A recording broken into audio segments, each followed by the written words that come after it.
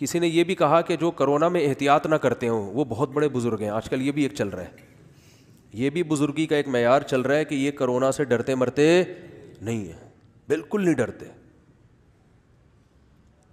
اور جو ڈرتے ہیں وہ کیا ہیں؟ وہ بزرگ نہیں ہیں, ان کو اللہ پہ توکل نہیں ہے. یہ بھی اپنی طرف سے بنائی ہوئی چیز ہے. ڈرتا بزرگ واقعی نہیں ہے. ابھی ایک صاحب مجھے کہہ رہے تھے آپ اتنی احتیاط کر رہے ہیں, آپ ڈر رہے ہیں. میں نے کہا ڈر نہیں رہا, الحمدللہ مرنے کے لیے اس طور پہ تیار ہیں کہ کوئی بھی کسی بھی ٹائم پہ مر سکتا ہے, وہ تیار ہے. وہ الگ بات ہے آخرت کی تیاری نہیں ہے, اس لحاظ سے ڈرتے ہیں کہ مر گئے تو پتہ نہیں ہوگا کیا. اس لحاظ سے اللہ سے زندگی مانگتے ہیں کہ کچھ سدھرنے کا موقع مل جائے. لیکن ویسے مرنے سے ڈر کے کیا کرنا ہے؟ تو مرنا تو ہے, آج نہیں تو کل, کل نہیں تو پرسوں مریں گے. موسیٰ علیہ السلام نے لگایا تھا نا موت کے فرشتے کو تھپڑ, وہ واپس آیا.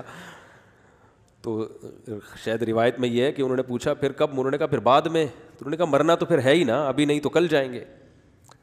تو موت تو برحق چیز ہے, اور کرونا سے نہیں مرے کسی اور چیز سے مر جاتا ہے آدمی.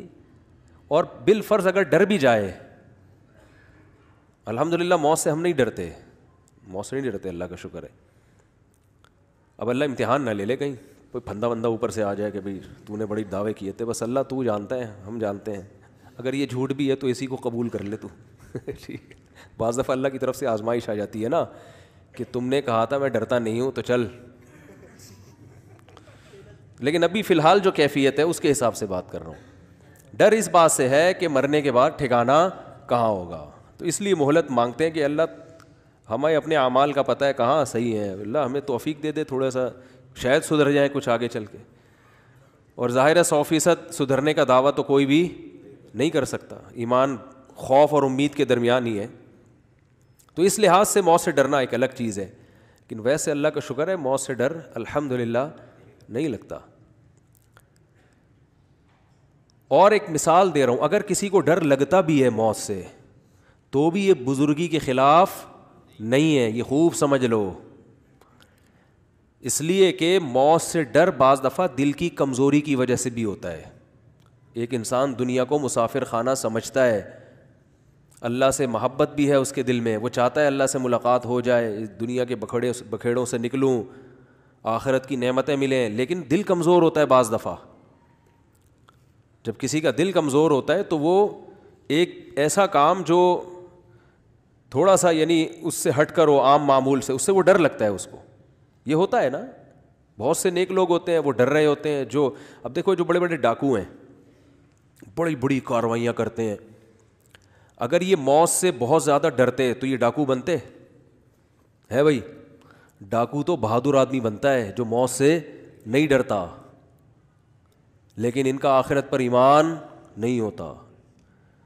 تو ان کو تو موت سے ڈرنا چاہیے بہت زیادہ, لیکن کیوں اتنا زیادہ ڈرتے تو ہیں لیکن بہت زیادہ نہیں. کیوں؟ دل مضبوط ہوتا ہے. تو غیر مسلم بھی بہادر ہو سکتا ہے. اور اگر کسی کا آخرت پر ایمان ہے, اسے پتہ ہے مجھے گولی لگے گی میں جنت میں جاؤں گا, شہید ہو جاؤں گا میدان جنگ میں, لیکن اسے ڈر لگ رہا ہے, تو یہ ڈر اس کی علامت ہے کہ آپ کا دل کمزور ہے, اعصاب کمزور ہیں. اعصابی کمزوری کی وجہ سے بھی انسان کو ڈر زیادہ لگتا ہے, اندھیرے سے میں ڈر جاتا ہے وہ, حالانکہ نیک ہوتا ہے. تو یہ بھی ممکن ہے بالکل. تو ایک مثال آئی تھی بڑی اچھی ذہن میں. اب اگر کوئی میدان جنگ, ہاں حدیث میں آتا ہے کہ جو بزدل ہے اور پھر بھی جہاد کرے اسے دگنا اجر ملتا ہے.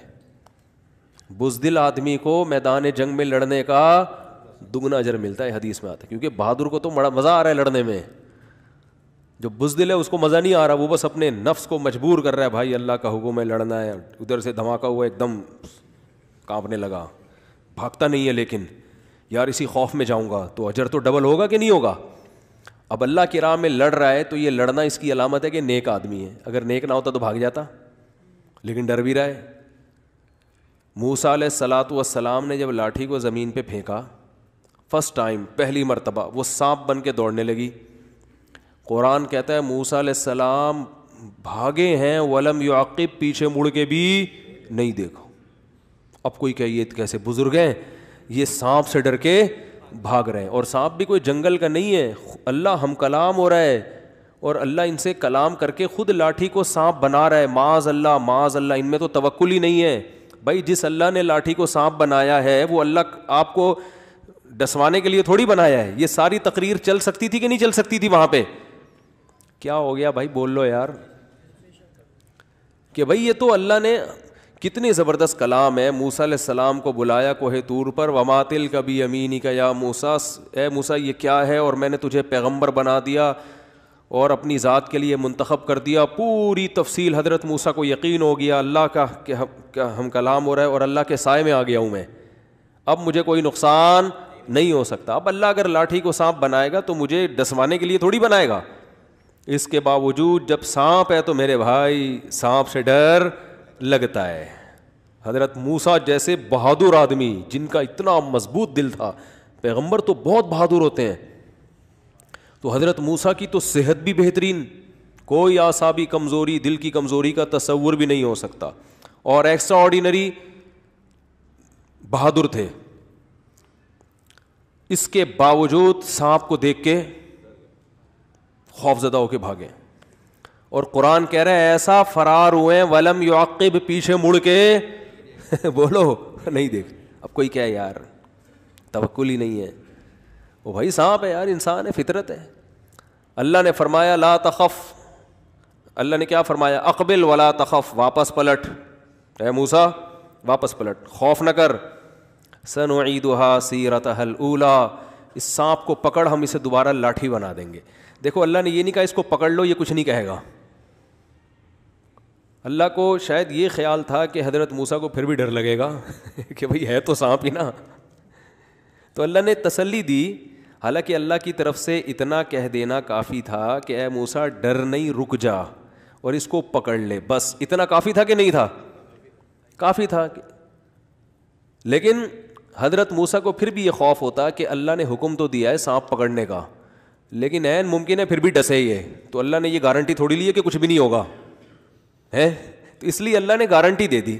سنعیدها سیرتها الاولی, اے موسیٰ واپس اسی کنڈیشن میں لے آؤں گا, لاٹھی بن جائے گی, گھبرانے کی ضرورت نہیں ہے. کتنی تسلیاں, اس لیے کہ بشر ہے, انسان ہے بھائی, انسان ہے, ڈر لگتا ہے سانپ سے, اور اللہ کے کہنے پہ بھی سانپ پکڑنا آسان نہیں ہے.